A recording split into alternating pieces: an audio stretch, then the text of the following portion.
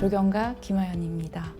사실 제가 미술을 하고 있다는 생각을 감히 못하고 있는데요.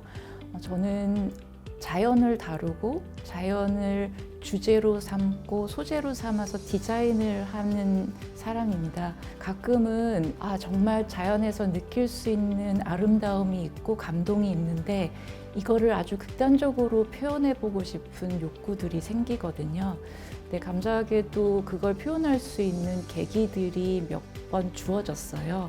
그때 많이 평상시에 하는 생각이고 많이 고민하는 내용이지만 어떤 실내 공간이든 바깥 공간이든 미술 창작의 매체를 가지고 작업을 했었던 것이 지금까지 이르지 않았나 싶습니다.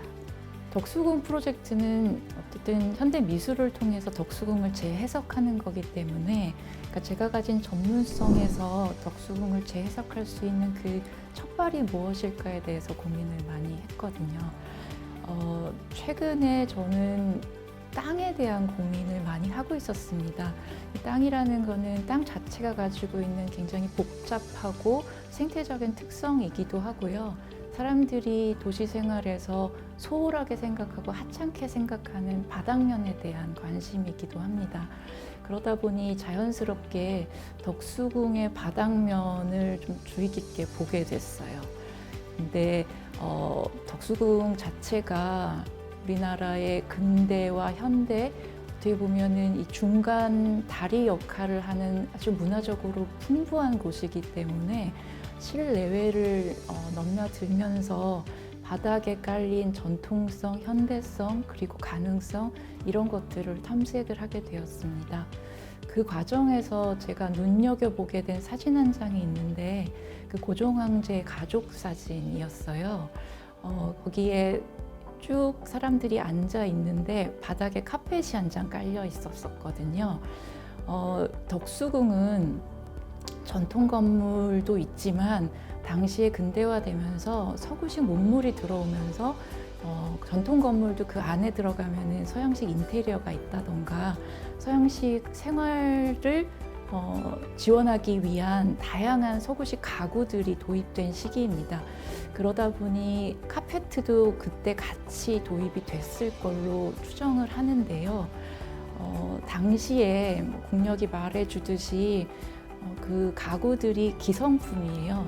그러다 보니까 카페트도 아마도 대한제국에 맞는 어떤 정말 유일무이한 어떤 소중한 그런 것이라기보다는 아마 그 가구들하고 같이 수입된 기성품이 아니었을까 그게 좀 서글프게 느껴졌었거든요. 그래서 그 카펫을 상상해서 정말 여기에 단 하나만 존재하는 그러한 방식으로 재구성해보고 싶다는 생각을 하게 되었습니다. 카펫은 제가 되게 좋아하는 공간적인 장치거든요. 그러니까 아무것도 없는데 카펫이 하나 딱 깔리면 그 공간이 다른 장소로 변화해요. 어떻게 보면 아주 일시적인 저는 헤테로피아라고도 부르는데 그 한 장이 만들어내는 일시적인 공간의 변화 가능성, 그 다음에 그 상상적인 측면, 이것에 늘 매료되어 있었습니다. 그래서 그 고종황제 사진에서 보던 카페트를 정원이라는 형식을 빌어서 바깥으로 끄집어내고 거기에 있는 문양을 우리나라의 전통 수종으로 다시 디자인해서 그렇게 해서 상상의 정원을 만들어 보고 싶었습니다. 단일한 메시지를 전하고 싶었던 생각은 아니지만 제가 만든 그 카페트가 자기만의 카페트가 거기에 오는 사람들이 정말 그 순간만큼은 나를 위해서 깔려있는 카페트로 여겨지길 바랬어요. 그러니까 정원이라는 거는 사실 내가 그 안에 들어가서 어떻게 교감하느냐가 중요하거든요. 오브젝트화된 어떤 현대미술 조각작품처럼 멀리서 감상하는 게 아니라 그 안에 들어가서 그 안에 들어가 있는 순간만큼은 이 정원이 내가 소유한 공간이고 이 깔려있는 카페트가 나를 위해서 존재하는 어떤 바닥이고 그 안에서 내가 기억을 만들 수 있고 이 풍경을 기억할 수 있다면 사실 그래서 여러 사람들의 상상과 경험이 축적된다면 가든 카펫은 소기의 목적을 달성한 것 같습니다. 음악과 영상에 펼쳐진 가든 카펫을 통해서 어떤 공간으로 시작되었는지 여러분들도 같이 상상해 주시면 좋겠습니다. 안녕하세요. 저는 해금을 연주하는 김보미입니다. 슬픔을 표현하는 정서가 조금 달랐던 것 같아요. 제가 그렇게 좋아하는 얘기는 아닌데 한의 정서 뭐 이런 얘기를 많이 하잖아요. 서양 음악에서 슬픔을 표현하거나 그런 거보다는 좀 더 치열하고 처절하게 표현을 한다고 해야 될까요? 굉장히 깊은 중심으로 엄청나게 깊이 들어가서 막 긁어내는 그런 거를 그때 느꼈었던 것 같아요. 어린 마음에도. 그래서 저 세계가 너무 궁금하다. 왜 저렇게 표현을 하지? 저렇게 나도 한번 표현을 해보고 싶다. 음악적으로 뭔가 감정을 승화시키는 방법에 대해서 그런 것들이 궁금해졌었던 것 같아요. 그러니까 예술이라는 장르가 그러니까 뭐 그림이 됐든 뭐 이야기가 됐든 음악이 됐든 뭐 영상이 됐든 어쨌든 그것에 집중하고 있는 동안에는 완전한 다른 차원이 형성이 돼야 된다고 생각하거든요. 일종의 결계가 형성이 돼야 된다고 생각하는데 그렇게 만들려고 저도 굉장히 많이 노력을 하는 것이고 그러니까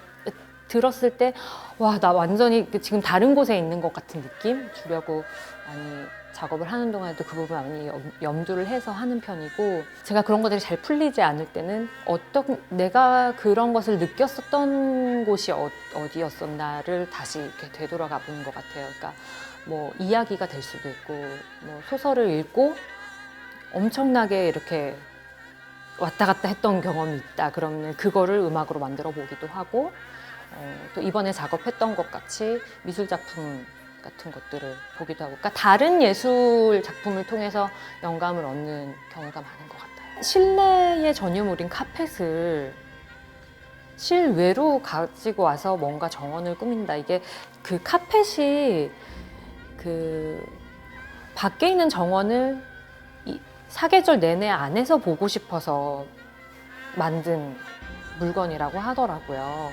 네, 그래서 그게 너무 흥미롭고 근데 역으로 그 카펫을 밖으로 가지고 오면서 어떤 공간성을 해체했다는 거 그런 것들이 굉장히 저한테는 좀 자극이 됐었어요. 가든 카펫이 완성된 상태에서 작업이 시작되지는 않았어요. 그러니까 가든 카펫이 완성되는 시점과 제가 음악을 완성시켜야 되는 시점이 일치했기 때문에 그러니까 서로 교수님하고 그냥 앞으로 이런 식으로 작업이 될 것이다 라는 것들을 과정을 공유하고 그리고 기존의 교수님께서 작업하셨던 결과물들 그동안의 행보들을 보면서 제가 계속 작업에 영감을 받고 이제 이렇게 했었지.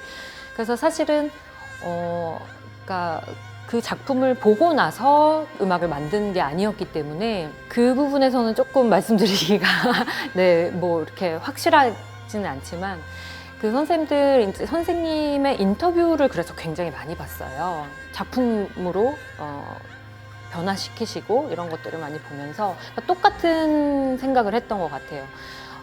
어떠한 물질이 이 가지고 있는 질감을 음악적으로 풀어내는 작업, 그러니까 시각적인 일을 하시는 분과 저는 그거를 이제 청각적으로 치환시키는 거죠.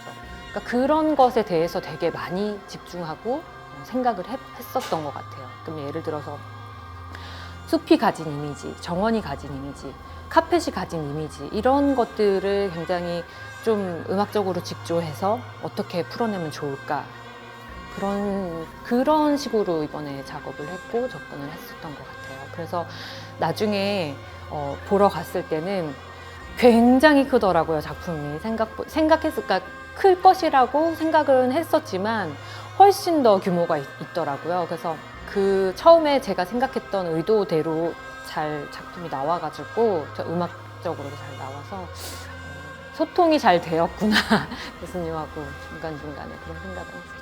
이런 식의 어떤 융복합적인 작업을 굉장히 좋은 것 같아요. 그러니까 뭔가 예술을 향유하는 시선이 머물러 있지 않고 되게 경계를 넘나들면서 왔다 갔다 할 수 있는 거는 굉장히 좋은 작업인 것 같고, 아티스트들에게도 서로 다른 영역에서 자극이 될 수 있는 지점들이 생기기 때문에 영상물을 좋아하는 대중, 그리고 음악을 좋아하는 대중, 그리고 미술을 좋아하는 대중들이 서로 다 또 얽힐 수 있잖아요. 작가들뿐만 아니고. 네, 그래서 조금 예술을 경험하는 그 어떤 층위를 조금 더 넓혀줄 수 있는 것 같아서 굉장히 좋은 작업이라고 생각하고 더 활성화되면 좋겠죠. 네. 저는 가든카펫이라는 조형 예술 작품을 보고 그리고 그것을 작업하는 과정에서 영감을 받으면서 곡을 만들었는데, 뮤직비디오를 만드시는 영상 감독님들한테는 어떤 자극점을 불러일으켜서 어떤 식으로 표현이 될지